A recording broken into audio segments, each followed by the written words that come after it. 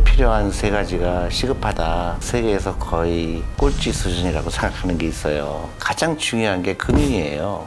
금융이 없으면 다른 건 다 소용이 없어요. 앞으로 한국의 10년, 20년 혹은 50년을 결정지을 거라고 저는 생각을 하고 있거든요. 가난한 라이프를 살 거냐, 아니 부자가 되는 라이프를 살 거냐. 그건 여러분들 초이스예요. 부자가 되는 라이프가 뭘까? 부자처럼 보이려고 소비를 해요. 그러니까 비싼 차를 사거나 백을 사거나 그건 굉장히 안타깝죠. 나한테 돈 쓰는 거를 가장 최하대로 줄여야 돼요. 주식시장이 좋을지 나쁠지 내가 알 수가 없죠. 6개월 후에 코스피가 어떻게 될 건지 물어보면 알 수 있어요, 없어요? 모르죠. 근데 왜 거기에 관심을 가지죠? 내가 투자한 기업의 주인이 된다 그러면 완전히 다른 얘기죠. 투자하기 제일 좋은 때는 right now라고 그래요. 당장 시작해라.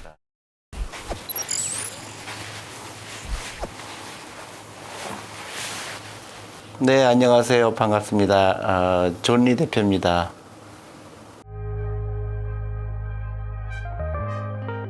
저는 한국에 온 지 딱 10년 됐어요.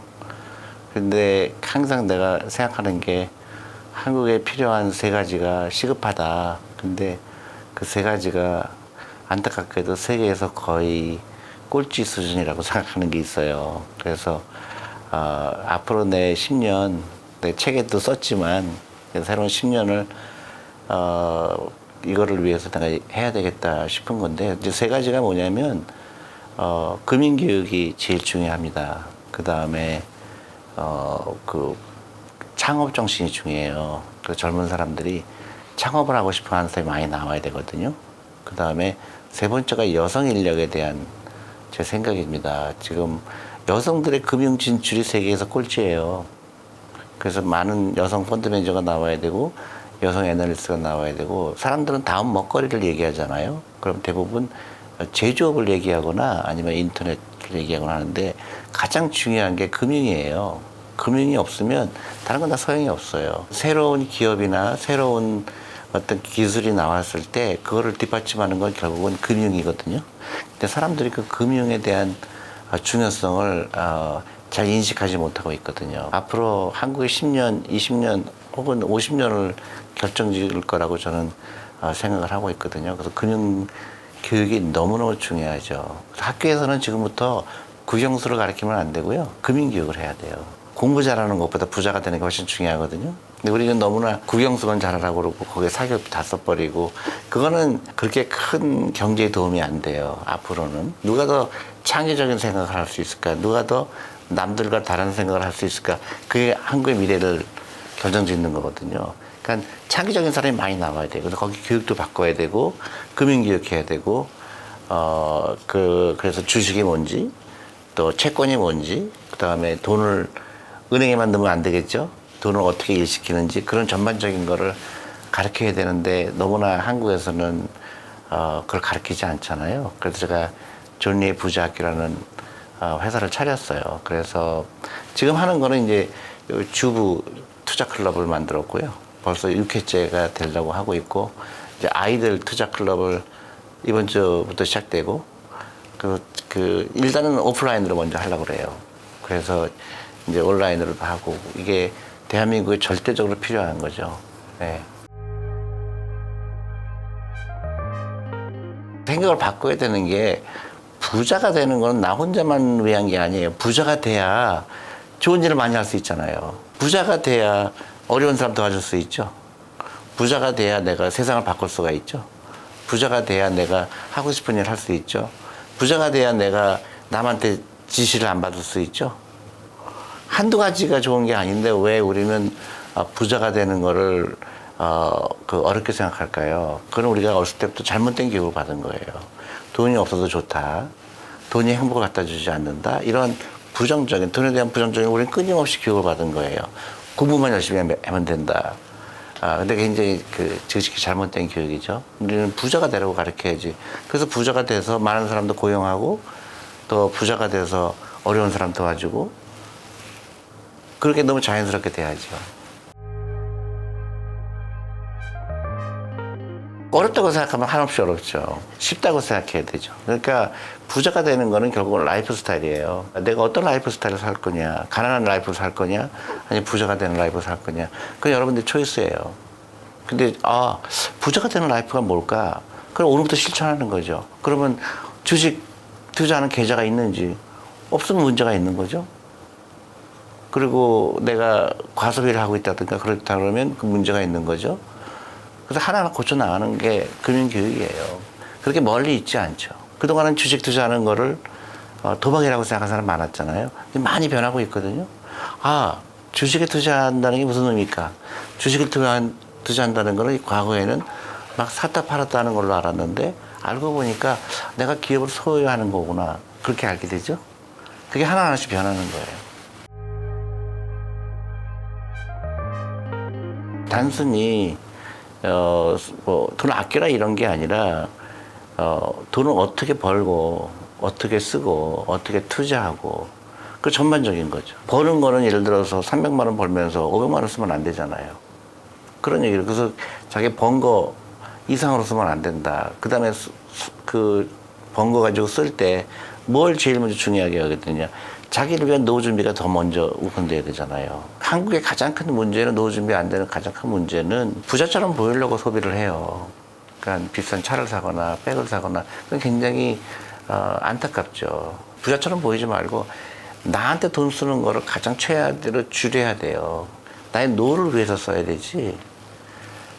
그냥 어떤 물건을 갖고 있다든가 그 과소비를 해서 내가 사람들이 나를 그럼 멋있게 보겠지. 그것도 버려야 돼요. 소비를 통해서 즐거움을 얻으려고 그러는데 그 즐거움은 오래 가지 못해요. 내 재산이 늘어나는 걸 보고 돈이 일하는 거, 그 다음에 내 복리, 내 자산이 늘어나는 거, 거기서부터 얻는 기쁨이 훨씬 더 크다는 거를 나중에는 알게 되죠. 어렵게 생각하면 한없이 어렵고 쉽다고 생각하면 한없이 쉬운 게 투자죠. 근데 사람들이 어렵다고 생각하는 거는 매일매일 내 재산이 오늘 얼마 늘었나 얼마 줄었나 이거 보니까 어렵죠. 근데 내가 50년 후에 이 돈들이 일을 해서 내가 50년 후에 큰 돈이 되겠게 하는 그런 긍정적인 마인드를 가진 사람은 휩쓸리지 않죠. 매일 주가 차트를 보거나 이런 걸 하면 안 되죠. 그건 주식 투자가 아니라, 그건 투자가 아니라 뭐죠? 스페큘레이터라고 그래요. 트레이더. 매일 차트 보고 사야 되겠다 말아야 되겠다 하는 거는 그건 투자가 아니죠. 내가 투자가 돼야 되지, 인베스터가 돼야 되지, 트레이더가 되면 안 되고, 대부분 트레이더가 인베스터인지 착각을 하죠. 그래서 매일 가격을 맞추려고 그러고, 대부분의 사람들이 뭐예요? 나 수익률 얼마라고 얘기하죠. 너무 무슨 의미가 있을까? 지금 6개월의 수익률이 뭐가 의미가 있을까? 나는 30년, 40년 투자할 건데, 그게 이제 그 라이프 스타일이고 철학이죠. 좋은 기업에 투자했는데 주식 가격은 항상 변하거든요.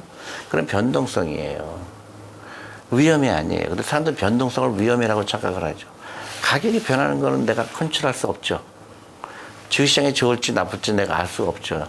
6개월 후에 그 코스피가 어떻게 될 건지 물어보면 알 수 있어요, 없어요? 모르죠. 근데 거기에 관심을 가지죠. 근데 내가 투자한 기업이 난 기업의 주인이 된다 그러면 완전히 다른 얘기죠. 그러니까 내가 소비하는 돈으로, 내 과소비하는 돈으로 그런 주식을 사 모으든가 아니면 ETF를 산다든가 아니면 여러 가지 투자 방법이 여러 가지가 있잖아요. 그러면 너무 즐거운 거죠. 라이프 스타일이라는 거는 생각을 바꾸는 과정이에요. 근데 너무나 많은 사람들이 수익률 얘기를 하죠. 나 얼마 벌었어요. 그거는 굉장히 낮은 수준의 인베스터죠. 투자가 제일 좋은 때는 right now라고 그래요. 당장 시작해라. 근데 안 하게 되면 10년 후에 그때 할 걸 또 후회하게 되고, 그리고 10년이 지나게 되면 그때는 포기하게 되죠. 근데 시간이 갔기 때문에 시간은 돈 들일 수가 없잖아요. 그러니까 하루라도 가장 투자하기 좋은 때는 어저께였고 그 다음 좋은 때는 오늘이죠. 사회초년생이라 그러면 만약에 20대 중반이다 그러면 처음부터 룰을 정하는 거예요. 우선순위가 뭔가, 내가 월급이 만약에 사람마다 틀리겠지만 예를 들어 300만 원이다 월급이. 그러면 300만 원 받았을 때 제 우선이 뭘까? 사람들 그 우선순위가 다 굉장히 잘못돼 있어요. 우선순위는 나를 위해서 써야 돼요. 나이가 못 가. 노후죠. 300만 원이면 30만 원을 내 노후를 위해서 쓰는 거예요. 아까 연금저축펀드 무조건 가입하는 거예요. 이건 없는 돈이다. 내가 이 다음에 은퇴했을 때 찾을 돈이다. 그래서 ETF를 산다든가 그렇게 하는 거죠. 그 다음에 쓰기 시작하는 거예요. 돈이 없을 때는 쓰면 안 되죠. 대부분의 사람이 더 쓰죠. 왜 그랬을까? 카드가 있기 때문에. 그래서 카드 빚이 늘어나게 되는데 왠지 최악의 라이프 스타일이죠. 그래서 내가 초년생이다 그러면 카드는 가능한 한 버리는 게 좋고 카드 찢어버리는 게 좋죠. 그래서 우선순위에 밀리는 것도 여행 함부로 가면 안 되겠죠. 그 다음에 커피 함부로 마시면 안 되겠죠. 또 자동차 굳이 필요 없는 데서 살 필요 없겠죠. 그래서 자기는 목표를 세우는 거예요. 아, 내가 1억은 무조건 모아야 되겠다. 그럼 1억 될 때까지는 아무것도 하면 안 되죠. 사람들은 그때 굉장히 부정적으로 반응을 해요. 그러면 사는 재미가 뭐 있냐. 근데 그렇게 따지면은 평생 후회돼요. 부자가 되는 과정은 첫 번째 1억을 모을 때까지 참는 거죠.